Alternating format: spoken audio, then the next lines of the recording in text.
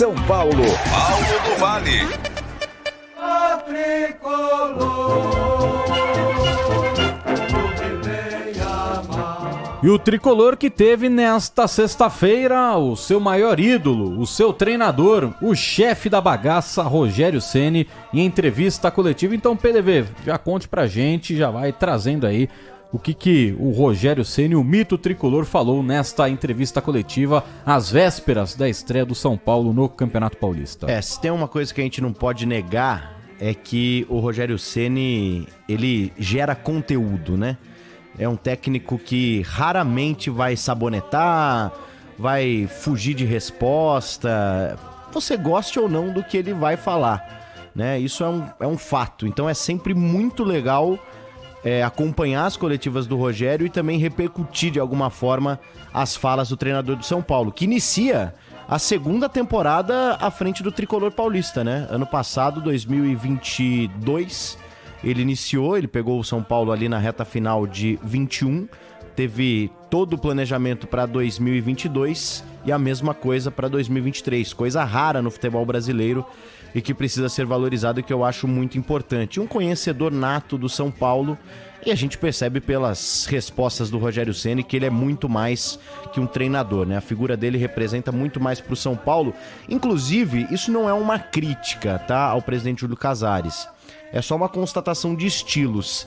O Rogério consegue responder mais de forma objetiva sobre coisas do São Paulo, de modo geral, e que envolvem, óbvio, muito mais o futebol, do que o próprio Casares, que é um cara do marketing ali, que sempre tenta dar uma maquiada, tenta sair pela tangente.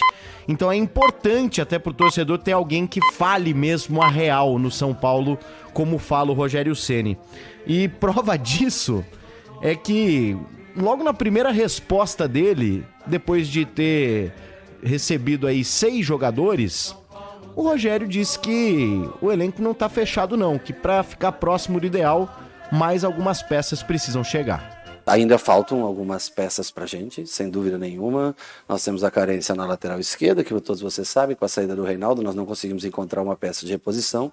Estamos trabalhando o Lisieiro nessa função, mas é um jogador de característica totalmente distinta. Ainda o substituto do Caleri na frente é uma peça que nós procuramos, e no mínimo mais um jogador de velocidade, literalmente fosse velocidade pelos lados. Com mais 3 peças talvez nós consigamos fazer um time mais equilibrado e que possa competir muito próximo dos melhores que tem no Brasil. Aí, Rogério, então, ainda de alguma forma cobrando por reforços. A gente sabe que o São Paulo tenta aí algumas negociações, principalmente na parte do ataque, mas o próprio Rogério ainda vai falar a respeito disso nas próximas respostas. E aí, segue o Rogério franco, o Rogério sincero, para falar a respeito do Lucas, né? Porque essa semana veio a confirmação por parte do Tottenham que não vai renovar o contrato do atacante brasileiro de 30 anos, que foi revelado pelo São Paulo. O Rogério, inclusive, relembra, né, que passou ali a braçadeira de capitão para o Lucas erguer o troféu na despedida dele do tricolor quando foi vendido ao Paris Saint-Germain. Mas o Rogério, olha, já jogou um balde de água fria em qualquer possibilidade do Lucas jogar no São Paulo nos próximos meses. Eu vou falar sobre o Lucas Moura, meu amigo. Adoro o Lucas, dei a faixa de capitão para ele levantar um troféu 10 anos atrás, que foi em dezembro, se eu não me engano, no final do campeonato. Nós temos que parar de iludir o torcedor. O Lucas Moura não vem para o São Paulo agora. O Lucas Moura é jogador do Tottenham, deve ganhar uma fortuna no Tottenham, tem que cumprir seu contrato. Vamos passar, o Lucas tem 30 anos, tá? Adoraria ter o Lucas aqui, se o Lucas tivesse capitão, faixa de capitão para ele, vai jogar titular do lado direito. O Lucas vai ter provavelmente pela primeira vez a oportunidade de ficar livre no mercado, sendo um jogador do Tottenham, na Inglaterra, na Premier League. Deve ter tranquilamente uma oferta, como, por exemplo, te dou um exemplo, o William teve no Corinthians, hoje está no Fulham, fez gol até ontem, né? Ontem, né? Contra o Chelsea, o Scarpa foi para o Nottingham Forest agora, Danilo está saindo, enfim. O Lucas vai ter uma grande oportunidade de estar livre no mercado, dono do seu passe.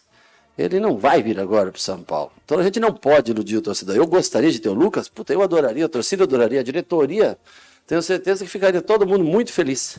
E até é uma pressão desnecessária no garoto, que é um fenômeno, um menino excepcional, um jogador fora de série, mas um menino excepcional. Então o Lucas Moura não estará no São Paulo nos próximos anos. E acredito que ele venha para o São Paulo um dia para se despedir jogando pelo São Paulo. Isso eu acredito mesmo. Mas ele não é a hora dele fazer o restante da vida dele no mercado europeu. Se ele está no Tottenham, você imagina quantos times gostariam de tê-lo livre no mercado? Assim como a gente gostaria, mas que tem mais poder aquisitivo e uma moeda forte. Então o Lucas Moura, ele infelizmente, ele não vai vir para o São Paulo. Então a gente deveria encerrar esse caso, para parar de pôr pressão no garoto, parar de pôr pressão até na própria direção e para a gente não vender uma ilusão, não ser um vendedor de sonhos para o torcedor. E aí, Soler, gostou do Rogério sincero sobre o Lucas? Cara, e é o que mais falta no futebol, né, PDV? Essa sinceridade, porque talvez outra pessoa dentro de São Paulo fale, a gente tá vendo, é difícil, mas a gente tem um interesse. O Rogério foi franco, não dá. Hoje, financeiramente, é impossível pensar e tá mais do que certo e respondendo o Rogério, pelo jogador também, exatamente, né? Tá mais do que certo o Rogério de já dar a real pro torcedor são paulino, pra já desmentir qualquer coisa, é claro. Pode ser que um dia ele volte, como o Rogério disse, pode ser que um dia ele volte. Mas não será agora, não será de imediato. Bom, e aí essa terceira resposta agora do Rogério é sobre a posição que ele tanto conhece de goleiros. E o Rogério vai começar a temporada fazendo rodízio. Pizzaiolo agora? Pizzaiolo. Vamos ouvir o que disse o Ceni. Se você pode experimentar alguma coisa é agora, nesse Campeonato Paulista. Não tenho ainda a certeza, vou decidir no treino de amanhã, definir quem começa esse jogo. Nós podemos até experimentar 2 ou até os 3 goleiros nessas primeiras rodadas. Eu falei para o Rui isso, né? Que são goleiros que para deixar como terceiro goleiro é muito difícil, porque nenhum deles merece ser terceiro goleiro. Ok, ser segundo goleiro, ficaram como uma opção, eu acho que os 3 podem compreender. Os 3 têm capacidade para brigar pela primeira posição como goleiro, mas nenhum deles merece ser terceiro goleiro. Eu passei para isso para eles, né?